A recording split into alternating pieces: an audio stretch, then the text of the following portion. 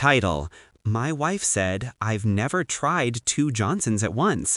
I want to see if it's really enjoyable. You'll never know. Don't worry. Start. She thought I'd never know, that her little fantasy, her experiment, would dissolve into the smoke of a girl's night out.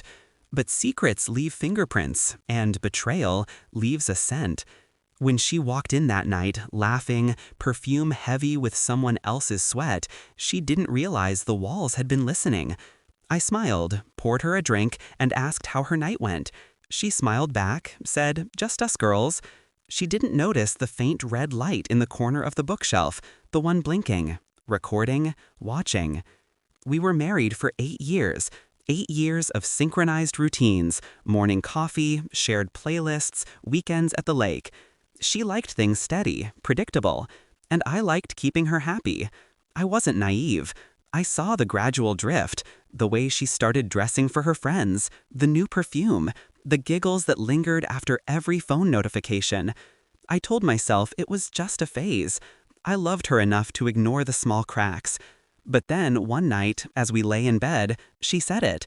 "I've never tried two Johnsons at once," she said, laughing lightly. "I want to see if it's really enjoyable. Don't worry, you'll never know." She said it like a joke, but she forgot. I listen better than I speak. "Okay," I replied, calm, steady. She took that as indifference, but what I meant was, "Go ahead, I'll be waiting on the other side." I found out the truth the following week. Her girls' night wasn't a girls' night. It was a hotel suite downtown, room 906. I didn't guess, I confirmed. A GPS tracker under her car seat, a voice recorder in her purse, a camera hidden in the bouquet I'd surprised her with that morning. Technology, when used correctly, is colder than betrayal itself. The footage came in the next day. Her with 2 men, one married, one not. Laughter, moans, champagne spilling over sheets I'd paid for. I didn't rage, didn't break anything. I just watched. Once, carefully. Then I backed it up on 3 encrypted drives and locked them in separate safety boxes. That night, she came home glowing. "Had fun?" I asked. "Yeah," she said softly, kissing my cheek. Her lips tasted like guilt. That was the night I stopped loving her. Revenge isn't about destruction, it's about precision. I started quietly untangling our lives. Moved our joint accounts into my name through subtle transfers disguised as business expenses. Transferred property deeds into a trust she didn't know existed.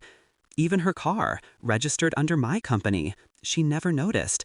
She was too busy texting her friends. Then I found the perfect stage. Her birthday. A weekend she insisted on celebrating at home with just close friends. I nodded. I even offered to handle the invites.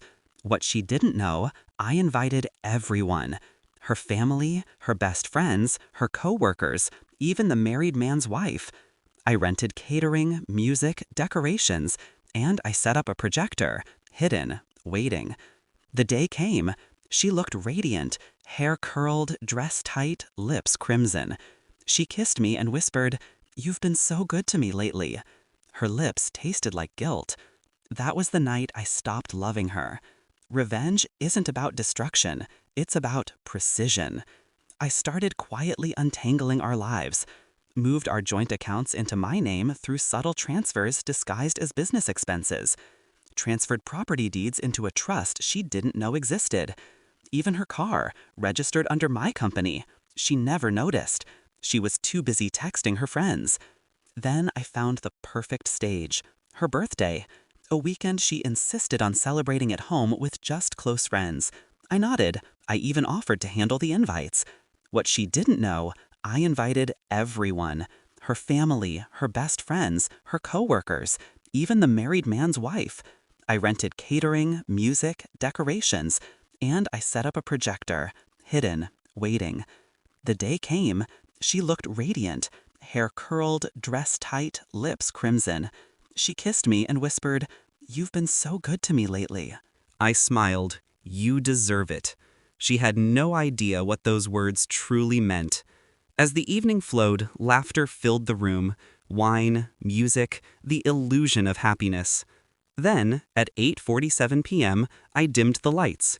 Before the cake, I said, I made a little video montage for us. She clapped, excited. The screen flickered to life. At first, it was pictures. Our wedding, our trips, old smiles. Then the tone shifted. A hotel sign, room 906, and then her. Laughter turned into silence. Her voice filled the room, moaning, calling their names. The two men's faces clearly visible. Her glass dropped, shattered. Her mother gasped. Someone whispered her name. I didn't look at her. I watched the reactions. Her friend's jaws dropped. The married man's wife started recording with her phone. And then, the two men in the video, one of them was standing in the room. His face went pale. His wife turned to him. Chaos bloomed like fire. She screamed my name, lunging toward me, eyes wild, mascara running. "How could you?" she shouted. I tilted my head. I told you I'd never know. But I did. The fallout was immediate. She moved out that night. I didn't stop her. By morning, her name was removed from every account, every property, every trace of the life she thought she owned. The divorce papers had been filed days before the party. I'd just been waiting for the right time to hand them over. She tried to fight, tried to claim half. But the prenup she'd never read carefully, buried in the marriage file, protected everything I had. All she got was her suitcase and a reputation that now trended online for the wrong reasons. The married man's wife divorced him too. The other guy lost his job. Turns out his boss didn't appreciate his face showing up in viral videos. And me? I slept well for the first time in months. Weeks later, she came to see me. No makeup, eyes sunken. She stood at the door, silent, trembling. "I'm sorry," she whispered. "I didn't mean for any of this." I opened the door wider. But I wasn't the one standing inside. Behind me stood another woman, my lawyer, now my fiancé. The same woman who'd helped me draft every paper, every clause, every move. Her face froze. The same frozen shock from the night she came home from that girls' night out. Only now, she understood the symmetry. I looked at her once, calm, steady. "No worries," I said softly. "You'll never know." Then I closed the door. Revenge isn't about rage, it's about clarity. She wanted a taste of something forbidden. I gave her the full meal, served cold, under the spotlight, with witnesses. I don't regret it, because some lessons aren't learned through pain, they're learned through silence. And mine was absolute.